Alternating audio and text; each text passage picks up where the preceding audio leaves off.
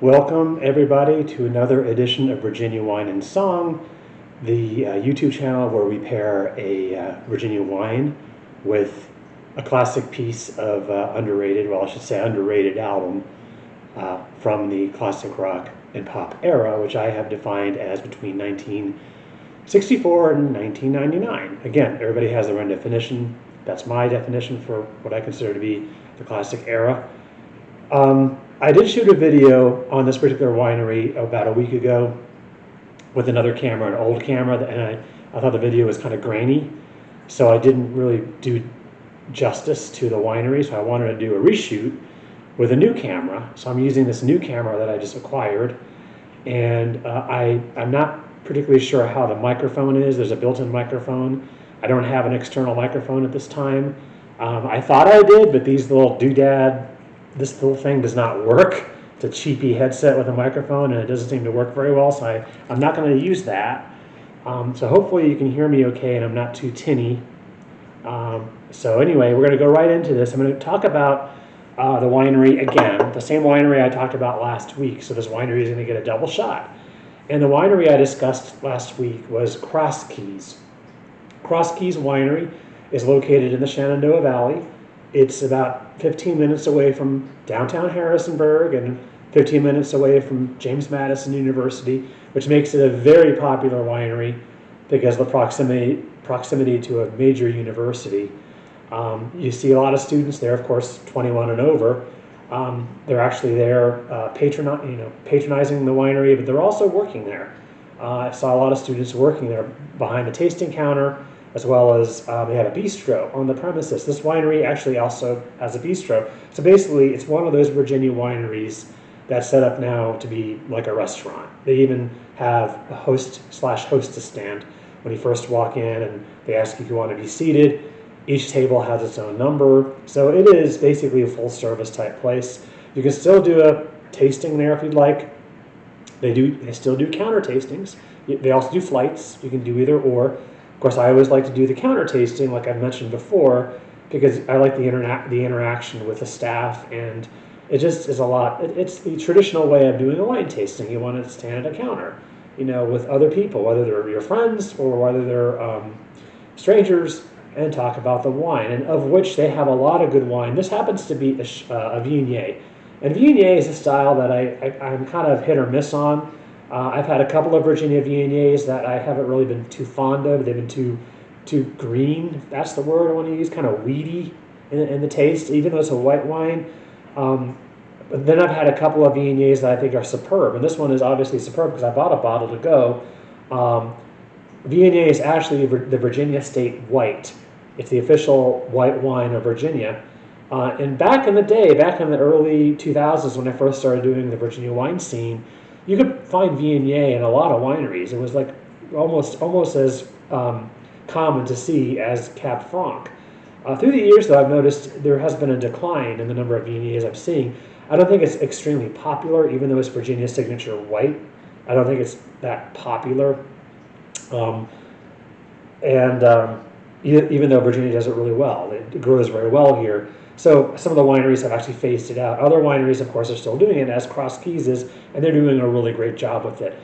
This is one of those wineries where just about you're going to find something for every palate. They even have kind of an off-dry / semi-sweet wine they call Joy White. Joy White is not a really favorite style of mine. I'm not a big fan of the off-dry wines. Joy White is actually, you can find that wine at supermarkets even. It's actually one of their lower priced wines. So if you're just getting into the wine scene and you're not sure if you like dry wine yet, that's a good place to start. Joy White. They also have a Joy Red, which is the red variety of that, and they're blends. So basically the white is a white blend and the red is a red blend. They have a Viognier, which I just talked about. They have a Sauv Blanc. And their Sauv Blanc, as the young lady said during the tasting, it's not as edgy or it doesn't have as much bite to it as a New Zealand Sauv Blanc. And she was right. It was actually very smooth, very creamy. I'm not a huge fan of Sauv Blancs, but I like that one, mainly because it didn't have that bite she was talking about. They have a wine called Fiore.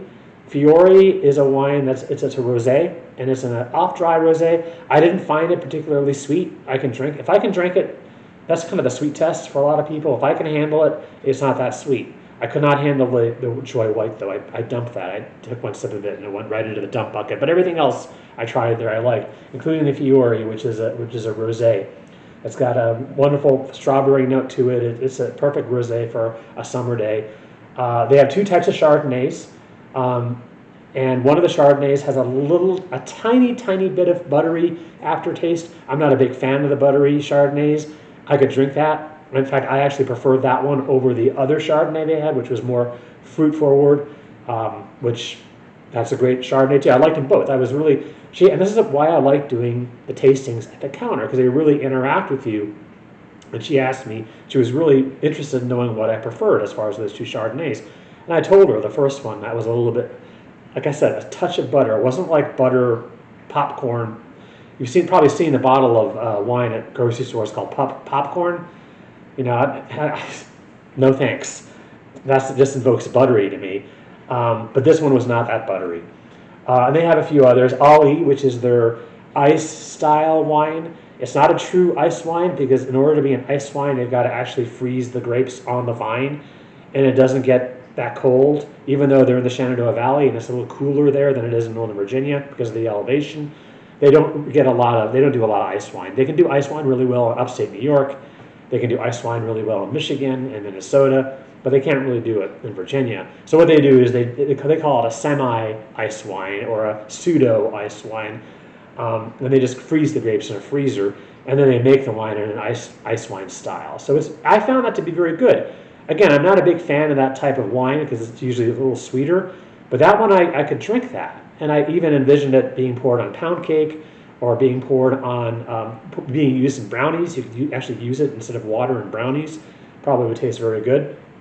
So those are the whites. The reds, again, the reds are pretty standard for Virginia.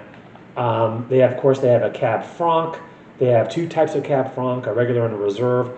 They have a Meritage and a Meritage with the M, not a Meritage with the A. Meritage. You have to be a member of that association in order to have a wine with that name on it.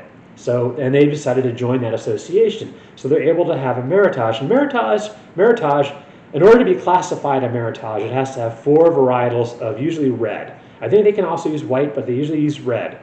And this one, I believe, is Cab Franc, of course, and Merlot, and Cab Sauv, and I think Malbec, and maybe Petit Verdot. So 4 or 5 different varietals, and you put them together and you make Meritage, and they're usually really, really good, and they're usually kind of up there in price as well. Meritages are fine wines. They have a straight Petit Verdot. Petit Verdot is another wine you see a lot of in Virginia. They have a Touriga. A Touriga is a red wine style that's pretty common in Southern Hemisphere wineries in Australia and also in South Africa. And they also have Ruby, which is their port style. It's not a pure port, of course, because they can't call it a port because they're not in Portugal. But it's done in a port style, and it's got the squatty bottle and everything. So Ruby is, if you like port, great wine to age, because port styles usually age for a long time. And they also have sparkling. They actually have a couple of sparklings. So you have a little bit. Oh, fruit wine. How can I forget? They have fruit wine. And fruit wine, of course, is wine made with something besides grapes, even though grapes are fruits. To be called a fruit wine, you've got to use some other fruit besides a grape. And they have a peach, and they have an apple, they have a hibiscus, which is not really a fruit, it's a flower, but whatever. And they have a scarlet. What's in the scarlet? Let me click on that. Scarlet fruit wine it's a red, obviously, and it's made from Chambourcin. Okay, so it's made with Chambourcin, but they're classifying it in their fruit wine category. So again, grapes are fruits, so they can do that. But they're claiming it's like a fruit wine because it tastes like blackberry. Even though it's made with Chambourcin, they've made it in a blackberry style. So I guess it's reminiscent of blackberry. So that's Cross Keys Winery. Again, I wanted to give them another shout out with a better camera than the one I used last week. So we're going to go right into. I am going to do a different album because last week I did Simon & Garfunkel. Because it had the song April Come She Will on it, which was the Sounds of Silence album. Just a recap, you can go back and watch that video if you'd like, even though it's a little bit on the grainy side. I'm going to talk about another album, but by the same artist. Not Simon or Garfunkel this time, just solo. Solo Paul Simon. He's actually embarking on yet another tour this summer, and he was in tour last summer. I thought that was his last tour he was going to do. I didn't see him in concert last summer. I'm not really sure if I'm going to see him. I don't know if he has much of his voice back. I think people are going to see him out of respect mainly, but he's up there. I think he's pushing 80 by this point. He must be like in his mid to late 70s, but he's still touring, which is really to be admired. So I'm gonna talk about a Paul Simon record, a solo Paul Simon record, not Graceland. I love Graceland. I love most of his solo albums. I'm gonna talk about what I consider to be my favorite of his solo albums, and it's a great spring and summer record. It actually came out, I think, in the late spring of 1973. Today, by the way, is National Record Store Day. This is April 18th, 2026, National Record Store Day. So go to a used vinyl store.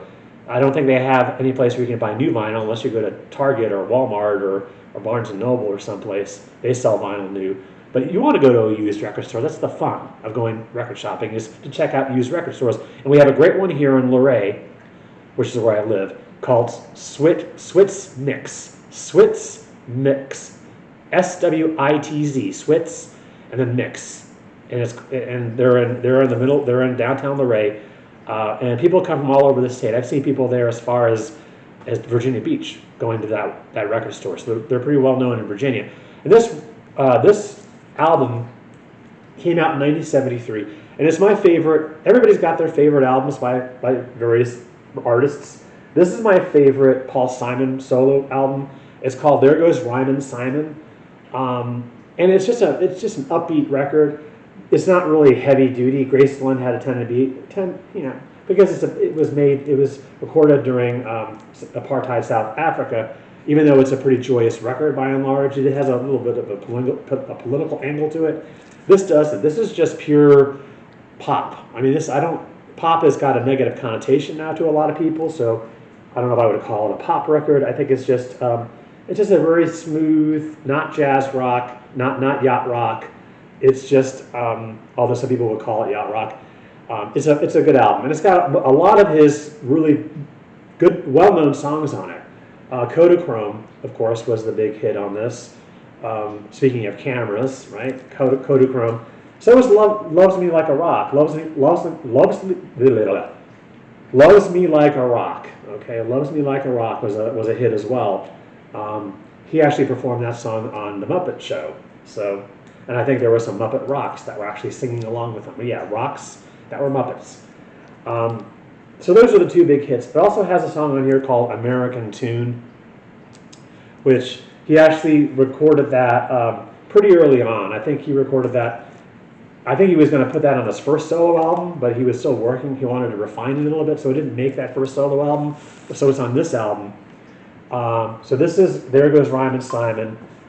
You open it up, and again, the joy of vinyl is you get this, this wonderful double fold here with the lyrics printed. It's got some pictures of him with his first wife. I think that was Kathy was her name.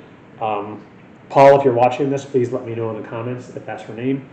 And it's got the Dixie Hummingbirds, who he recorded Loves Me Like a Rock. They're actually in a couple of other songs on this album, as well as Loves Me Like a Rock. So they're great. Something So Right. I think Something So Right is actually his best song. It's just a beautiful love song about just a guy struggling with his feelings, and he's unable to, convey his adoration to the woman he's involved with, and good song. And he still performs that. I think he was actually on Stephen Colbert a couple of years ago, and he did that song. So anyway, There Goes Rhymin' Simon, and he's certainly rhyming on this record. And this is a heavy gram vinyl. This is actually a remastered vinyl I got. I didn't buy it at a used record store. I bought this online, and it's beautifully mastered by Legacy. Legacy Records is a subsidiary of